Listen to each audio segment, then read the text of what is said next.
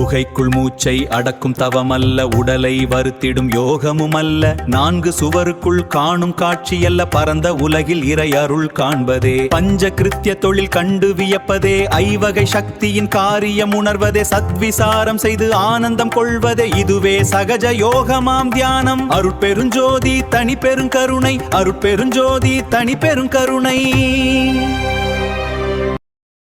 இதுவரைக்கும் ஆன்மால இறைவன் இருந்து ஆட்டி விச்சு பார்த்துருப்பீங்க. ஒரு ஆன்மா ஆண்டவனாக ஆட்டி விற்கிறதை இப்பதான் பார்க்கிறோம்.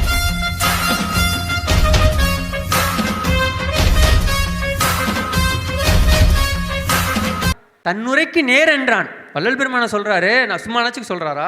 இறைவன் சொன்னாராம் கூப்பிட்டு, ராமலிங்கம் இங்கே வா இங்கே வா, உனக்கு ஒன்று சொல்கிறேன் அப்படி. என்னப்பா அப்படின்னு கேட்குறாரு. அவர் சொல்கிறாரு, உன்னுரையும் என்னுரைக்கு நேர்.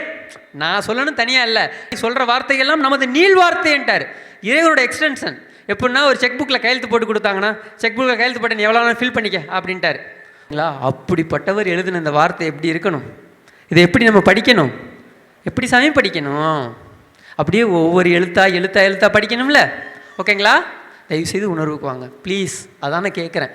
உணர்வுக்கு வரமாட்டோம். நம்மளோட உணர்வு வந்து ஃபுல் அண்ட் ஃபுல் என்ன ஆயிருக்கு அப்படின்னா மழுங்கடிக்கப்பட்டிருக்கு. நல்லா நினச்சிக்கங்க. நான் ரொம்ப ஒரு டெக்னிக்கலான விஷயத்த சொல்கிறேன், தயவுசெய்து புரிஞ்சுக்க முயற்சி பண்ணுங்கள். அன்பு நண்பர்கள் அனைவருக்கும் அன்பு வணக்கம். நான் உங்கள் அன்பு நண்பன் நரேஷ். இன்னைக்கு நம்ம இந்த காணொலியில என்ன பார்க்க போறோம் அப்படின்னு சொல்லி கேட்டிங்கன்னா, நம்ம எல்லாருக்குமே நிறைய சந்தேகங்கள் இருக்கும். எப்படி நம்ம மனிதனா வந்து பிறந்தோம், ஏன் மனுஷனா வந்து பிறந்தோம், எந்த காரணத்துக்காக இந்த பூமியில நம்ம இருக்கிறோம், இதுக்கெல்லாம் விட யார் சொல்லுவா, இங்க வந்து நம்ம என்ன பண்ணணும் அப்படின்னு சொல்லிட்டு நம்மளுக்கு நிறைய சந்தேகங்கள் இருக்கும். இந்த எல்லா சந்தேகங்களும் நம்ம தீர்ப்பதற்காக ஒரு புத்தகம், ஒரு சின்ன புத்தகம் நீங்க படிச்சீங்கன்னா போதும், உங்களோட அத்தனை சந்தேகங்களுமே தீர்க்கப்பட்டுரும்.